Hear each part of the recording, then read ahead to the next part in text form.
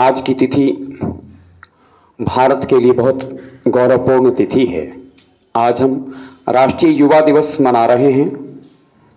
विवेकानंद जयंती को राष्ट्रीय युवा दिवस के रूप में 1985 ईस्वी से हम मनाते रहे हैं।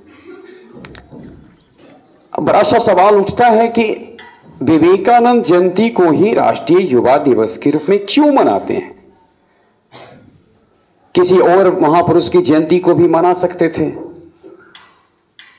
लेकिन सवाल इसका उत्तर ढूंढने की कोशिश करेंगे अगर हम तो पाएंगे कि यौवन जो जो मांगता है, यौवन की जो जो मांग है, उसकी आपूर्ति किस जीवन से होता है, तो इससे बेहतर उदाहरण आपको नहीं मिल सकते जो विवेकानंद में मिलते हैं। इसलिए यौवन के प्रतीक, ओज के प्रतीक, ऊर्जा, यूं समझ लें कि ऊर्जा को अलग अलग नामों से, जिस प्रकार से भी, चाहे वो अध्यात्म से आत्मा कह लें, परमात्मा कह लें, साइंस से एनर्जी कह लें, सबके एक उचित संकेत, उचित सिंबल्स नरेंद्र दत्त के जन्म दिवस को राष्ट्रीय युवा दिवस के रूप में मनाते हुए हम सबों को गर्व हो रहा है। और इस गौरवपूर्ण पल में, गौरवपूर्ण दिवस को याद करते हुए हम चलते हैं, उस ऐतिहासिक भाषण को सुनने की कोशिश करते हैं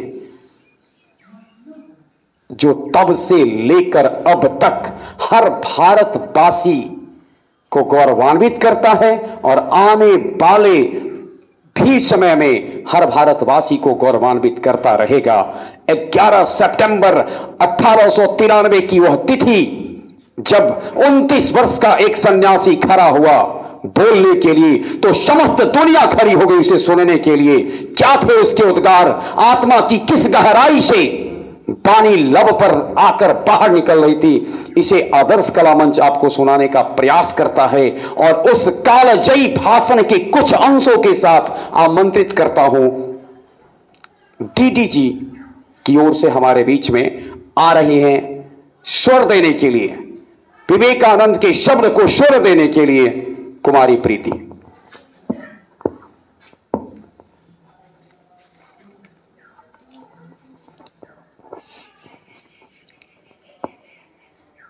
मेरे प्रिय अमेरिकावासी भाई और बहनों, आपने जिस सौहार्द और स्नेह के साथ हम लोगों का स्वागत किया है, उसके प्रति आभार प्रकट करने के निमित्त खड़े होते समय मेरा हृदय अवर्णनीय हर्ष से पूर्ण हो रहा है। संसार में सन्यासियों की सबसे प्राचीन परंपरा की ओर से मैं आपको धन्यवाद देता हूँ, धर्मों की माता की ओर से धन्यवाद देता हूँ और सभी संप्रदायों एवं मतों के कोटि कोटि हिंदुओं की ओर से भी धन्यवाद देता हूँ। मैं इस मंच पर बोलने वाले उन कतिपय वक्ताओं के प्रति भी धन्यवाद अर्पित करता हूँ जिन्होंने प्राची के प्रतिनिधियों का उल्लेख करते समय आपको यह बतलाया है कि सुदूर देशों के यह लोग सहिष्णुता का भाव विविध देशों में प्रचारित करने के गौरव का दावा कर सकते हैं। मैं एक ऐसे धर्म का अनुयायी होने में गर्व का अनुभव करता हूँ जिसने संसार को सहिष्णुता तथा सार्वभौम स्वीकृति दोनों की ही शिक्षा दी है। हम लोग सब धर्मों के प्रति केवल सहिष्णुता में ही विश्वास नहीं करते, वरन समस्त धर्मों को सच्चा मानकर स्वीकार करते हैं। मुझे ऐसे देश का व्यक्ति होने का अभिमान है जिसने इस पृथ्वी के समस्त धर्मों और देशों के उत्पीड़ितों और शरणार्थियों को आश्रय दिया है।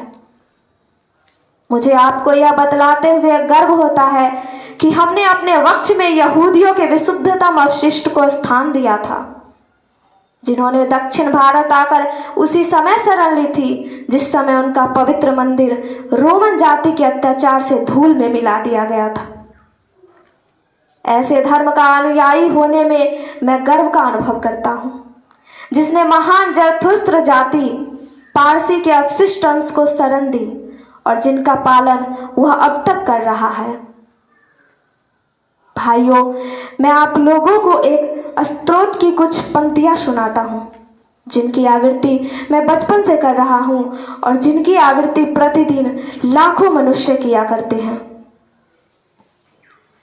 रुचि नाम वैचित्र्या धजु कुटील नाना पथ जुषाम निर्णा में को गयस्त्वमसि पैसामर नव इव।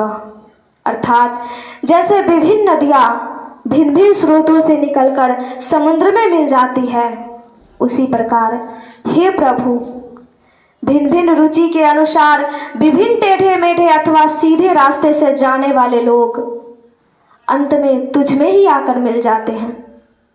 यह सभा जो अभी तक आयोजित सर्वश्रेष्ठ पवित्र सम्मेलनों में से एक है, स्वतः ही गीता के इस अद्भुत उपदेशों का प्रतिपादन एवं जगत के प्रति इसकी घोषणा है। ये यथामा प्रपद्यन्ते तांस तथैव भजायहम् मम वतरमानु वर्तते मनुष्य पार्थ सर्वशः। अर्थात जो कोई मेरी ओर आता है चाहे किसी प्रकार से हो, मैं उसको प्राप्त होता हूँ। लोग विभिन्न मार्ग द्वारा प्रयत्न करते हुए अंत में मेरी ही ओर आते हैं। सांप्रदायिकता, हठ धर्मिता और उनकी विभत्स वंशज धर्मांधता इस सुंदर पृथ्वी पर बहुत समय तक राज कर चुकी है। यह शक्तियाँ पृथ्वी को हिंसा से भरती रही है, सभ्यताओं को विध्वस्त करती और देश के लोगों को निराशा के गर्त में डालती रही है। यदि ये विभत्स दानवी न होती तो मानव समाज आज की अवस्था से कहीं अधिक उन्नत हो गया होता। लेकिन अब इसका समय आ गया है और मैं आंतरिक रूप से आशा करता हूं कि आज सुबह इस सभा के सम्मान के जो घंटा को ध्वनि हुई है वह समस्त धर्मांधता का तलवार या लेखनी के द्वारा होने वाले सभी उत्पीड़नों का तथा एक ही लक्ष्य की ओर अग्रसर होने वाले मानवों की पारस्परिक कटुता का मृत्यु निनाद सिद्ध होगा।